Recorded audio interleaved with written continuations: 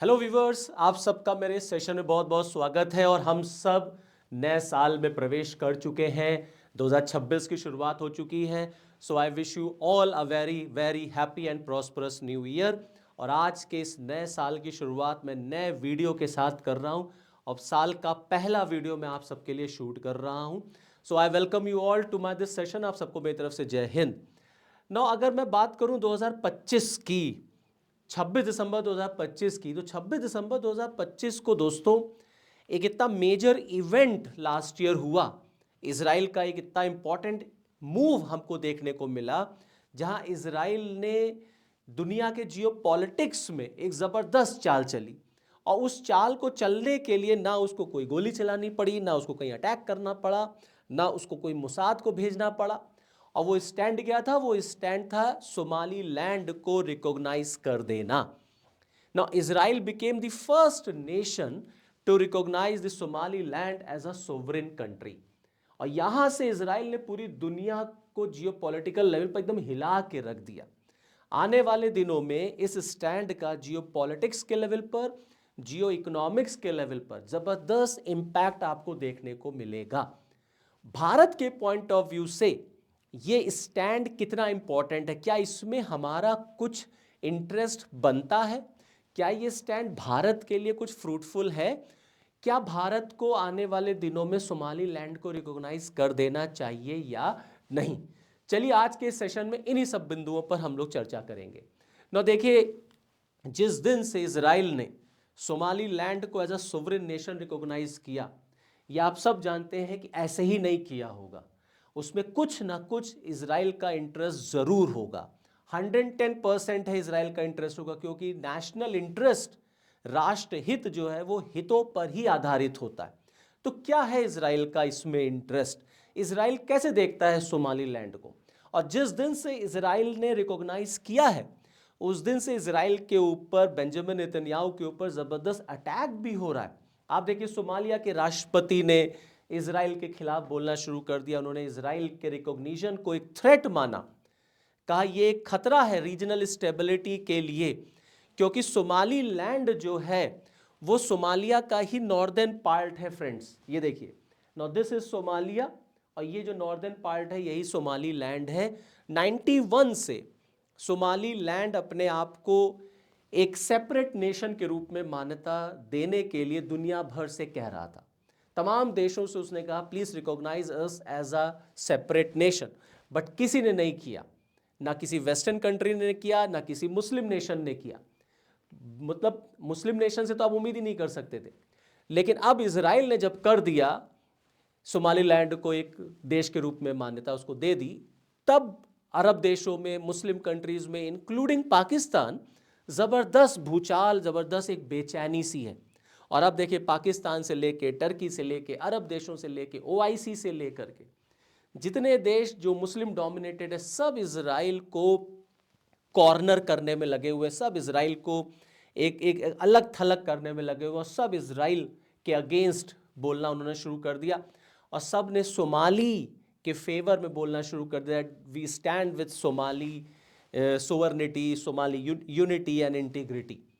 और तब इन लोगों की ये बातें सामने नहीं आई थी जब Somaliland as a separate nation अपने आप को रिकॉग्नाइज कराने के लिए कह रहा था। इसमें पाकिस्तान भी शामिल है, क्योंकि पाकिस्तान को लगता है कि अगर आज इजराइल ने सोमाली लैंड को मान्यता दी है, तो कल को बलूचिस्तान के लिए भी वो इस तरीके का स्टेप ले सकता है। और कहीं ना कहीं इजराइल के इस रिकॉग्निशन में अमेरिका भी इन्वॉल्व्ड है, क्योंकि बिना अमेरिका की प्रेजेंस के या बिना अमेरिका को कॉन्फिडेंस में लिए बेंजामिन नेतन्याहू इतना बड़ा स्टैंड तो नहीं लेंगे। तो इसमें अमेरिका का क्या इंटरेस्ट है, इसमें इंडिया का क्या इंटरेस्ट है? देखिए, ये सोमाली लैंड है, मैंने आपको बताया सोमालिया का नॉर्दर्न पार्ट है। जरा आप सोमाली लैंड की स्ट्रैटेजिकल लोकेशन को देखिए और समझिए कि इजराइल ने इतना बड़ा कदम क्यों लिया। सोमाली लैंड जिबूती के बगल में हॉर्न ऑफ अफ्रीका पर सिचुएटेड है। इसका अच्छा खासा कोस्टल एरिया है, कोस्टल लाइन है, जो गल्फ ऑफ एडन से शुरू होता है और रेड सी को कनेक्ट करता है। ये पूरा जो रूट है आपका गल्फ ऑफ एडन वाला और रेड सी वाला, ये एक मेजर ट्रेड रूट है दोस्तों, मेजर ट्रेड रूट।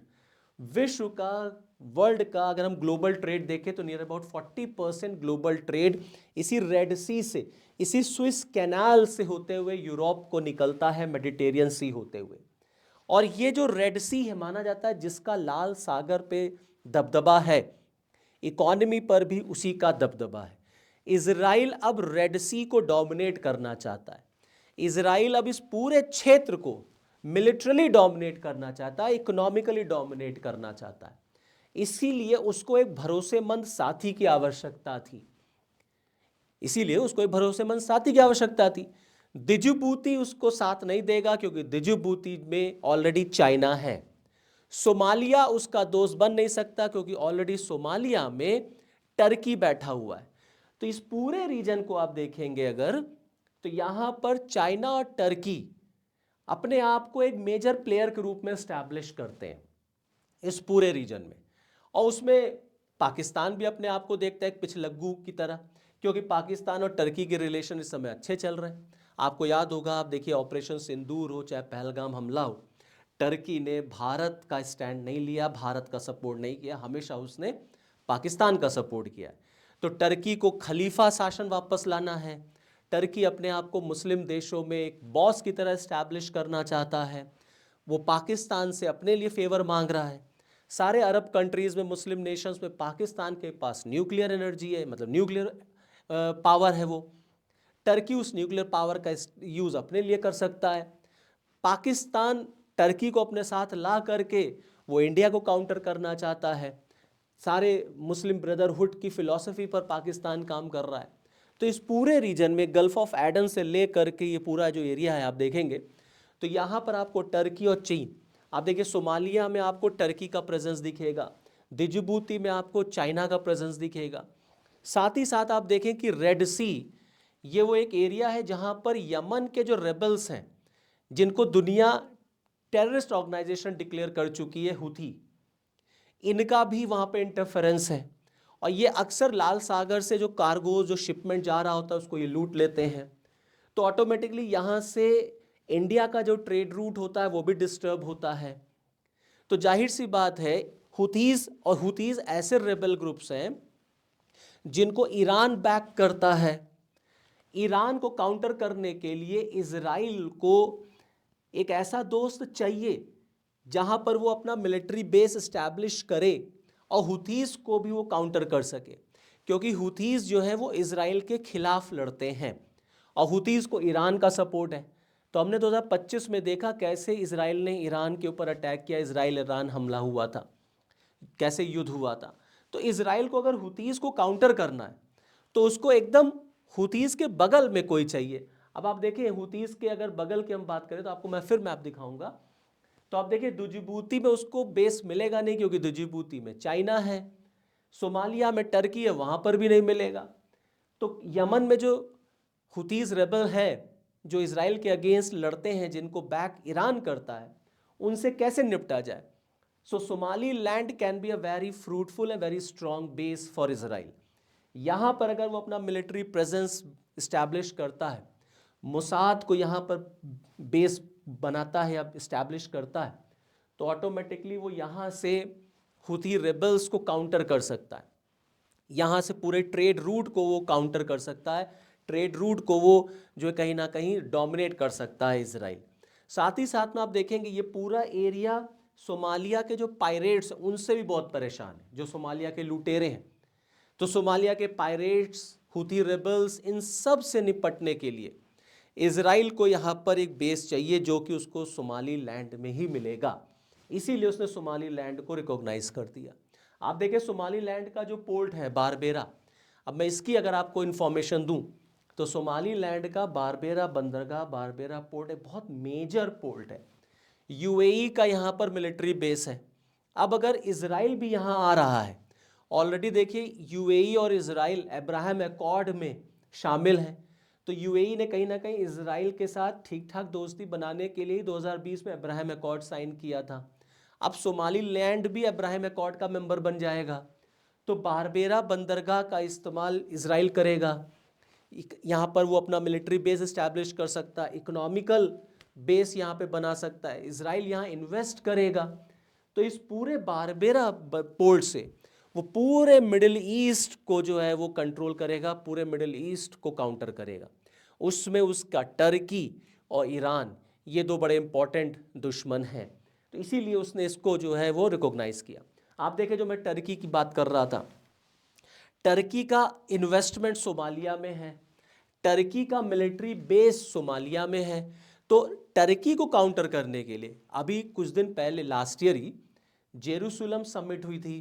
उस जेरूसलम समिट में देखिए इजराइल, ग्रीस और साइप्रस, स्पेशली इजराइल ने टर्की को क्लियर कट वार्निंग दी थी कि जो टर्की खलीफा एम्पायर, ऑटोमन एम्पायर को रीस्टैब्लिश करने का सपना देख रहा है वो नहीं हो सकता।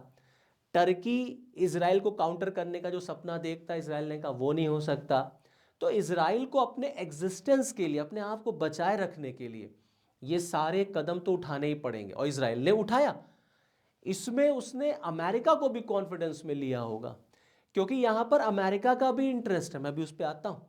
यहाँ इंडिया का भी इंटरेस्ट है। अब उसको भी ज़रा समझ लें, पहले इंडिया पे आ जाते हैं।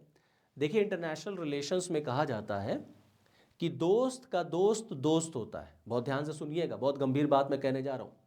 दोस्त का दोस्त दोस्त होता है, और दुश्मन का दुश्मन, दोस्त का दोस्त भी अपना होता है और दुश्मन का दुश्मन भी अपना होता है। दोस्त का दोस्त अपना होता है और दुश्मन का दुश्मन भी अपना होता है।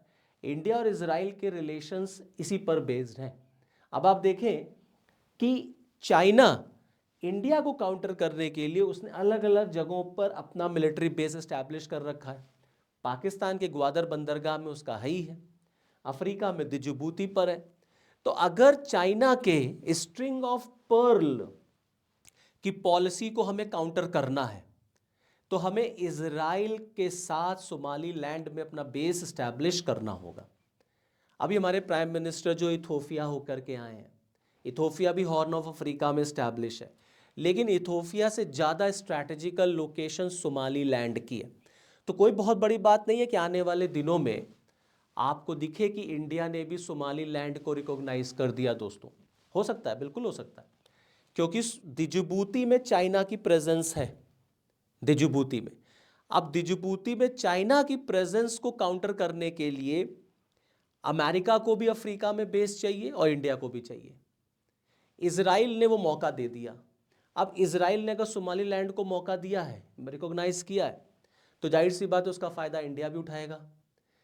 अब इंडिया इजराइल के साथ मिलकर के सोमाली लैंड में इकोनॉमिकली इन्वेस्ट करेगा, टेक्नोलॉजिकली इन्वेस्ट करेगा, सोमाली लैंड में अपना मिलिट्री बेस एस्टैब्लिश कर सकता है। तो हम सोमाली लैंड से चाइना को काउंटर कर सकते हैं। इजराइल सोमाली लैंड से चाइना और टर्की दोनों को काउंटर कर सकता है। सोमाली लैंड एक ऐसा देश है जो ताइवान के सपोर्ट में है। आप समझ रहे हैं कि क्या कहानी चलती है जियोपॉलिटिक्स में। सोमाली लैंड ताइवान को सपोर्ट करता है, Taiwan as a sovereign nation. China और ताइवान में कितना इशू चल रहा है वो आप सब जानते हैं। तो इंडिया का इंटरेस्ट यहाँ पर क्या है कि एक आपके दोस्त ने एक ऐसी चाल चल दी जिससे आपको भी फायदा होगा। तो इकोनॉमिकल पॉइंट ऑफ व्यू से आपको इसका बेनिफिट मिलेगा। इजराइल की मिलिट्री प्रेजेंस से, इजराइल के टेक्नोलॉजिकल प्रेजेंस से इंडिया इस पूरे रेड सी का फ़ायदा उठा सकता है, क्योंकि हमारे लिए भी ये मेजर ट्रेड रूट है, पूरा गल्फ ऑफ एडन होते, रेड सी होते हुए, स्विस कैनाल होते हुए। तो अगर वहाँ पर मेरा एक दोस्त है इजराइल, तो हम इजराइल की मदद से इस पूरे ट्रेड रूट को फ़ायदा उठाएंगे, इस पूरे ट्रेड रूट का। हुतीज़ वगैरह को हम काउंटर कर पाएंगे। तो ऑटोमेटिकली इंडिया की इकोनॉमिकल प्रोस्पैरिटी के लिए this move is very important. Plus Bharat भी अगर सोमाली लैंड में गया, मिलिट्री बेस बनाया उसने, तो चाइना को हम काउंटर कर सकते हैं। और टर्की जो आजकल पाकिस्तान का बहुत साथ दे रहा है, हम उसको भी काउंटर कर सकते हैं, क्योंकि टर्की का प्रेजेंस सोमालिया में है, तो हम उसे भी काउंटर कर सकते हैं। तो एक तीर से इजराइल ने कई निशाने लगा दिए हैं। और अमेरिका, ट्रंप अभी चुप है, उन्होंने कुछ बोला नहीं है, लेकिन उनकी चुप्पी में ही हाँ है। कभी कभी कहा जाता है कि अगर व्यक्ति जो है शांत हो, चुप हो, तो उसके चुप में ही हाँ होती है। ट्रंप ने इजराइल के इस स्टैंड को कंडेम नहीं किया, क्रिटिसाइज नहीं किया, और बेंजामिन नेतन्याहू ने बिना ट्रंप को कॉन्फिडेंस मिल लिए इतना बड़ा मूव नहीं चला होगा।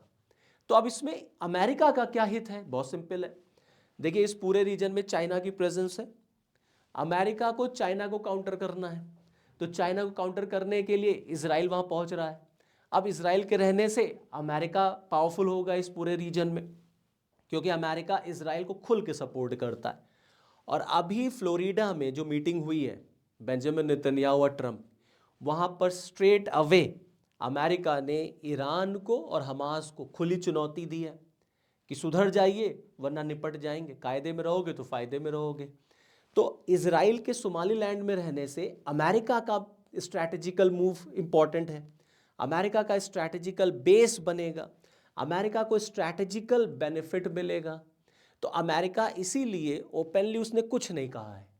हाँ, धीरे धीरे वो बेंजामिन नेतन्याहू को आगे कर रहा है कि तुम आगे बढ़ते रहो, मेरा पूरा समर्थन तुम्हारे साथ है। तो इंडिया के लिए भी बड़ा इंपॉर्टेंट है और अमेरिका के लिए भी। ये अलग बात है कि इजराइल को लगातार धमकी, इजराइल को लगातार वार्निंग, थ्रेट मिल रहा है। आपके ऑब्वियस सी बात है, हुतीज की तरफ से वार्निंग दी गई कि अगर सोमाली लैंड में इजराइल ने कोई मिलिट्री बेस बनाया तो वो हम बनने नहीं देंगे। ये हुतीज रेबल्स जो हैं यमन के, उन्होंने कहा है। तो भारत के लिए आने वाले दिनों में ये बहुत बड़ा एक मूव होगा, जियोपॉलिटिकल पॉइंट ऑफ व्यू से भी, जियो इकोनॉमिकल पॉइंट ऑफ व्यू से भी। और आने वाले दिनों में कोई सरप्राइजिंग नहीं है कि इंडिया सोमालीलैंड को रिकॉग्नाइज कर दे, क्योंकि उसको रिकॉग्नाइज करने में ही हमको फ़ायदा है। हम उसका यूज़, स्ट्रैटेजिकल लोकेशन का यूज़ कर पाएंगे, पूरे इस ट्रेड रूट पे हम डोमिनेट कर पाएंगे, हम चाइना और टर्की दोनों को जवाब दे पाएंगे। तो आने वाले दिनों में अब देखेंगे इंडिया किस तरीके से इसको लेकर के अपना रुख साफ करता है। और चलते चलते एक बार फिर मैं आपको बता दूं कि इंटरनेशनल रिलेशंस में कहा जाता है कि दोस्त का दोस्त अपना होता है और दुश्मन का दुश्मन भी अपना होता है।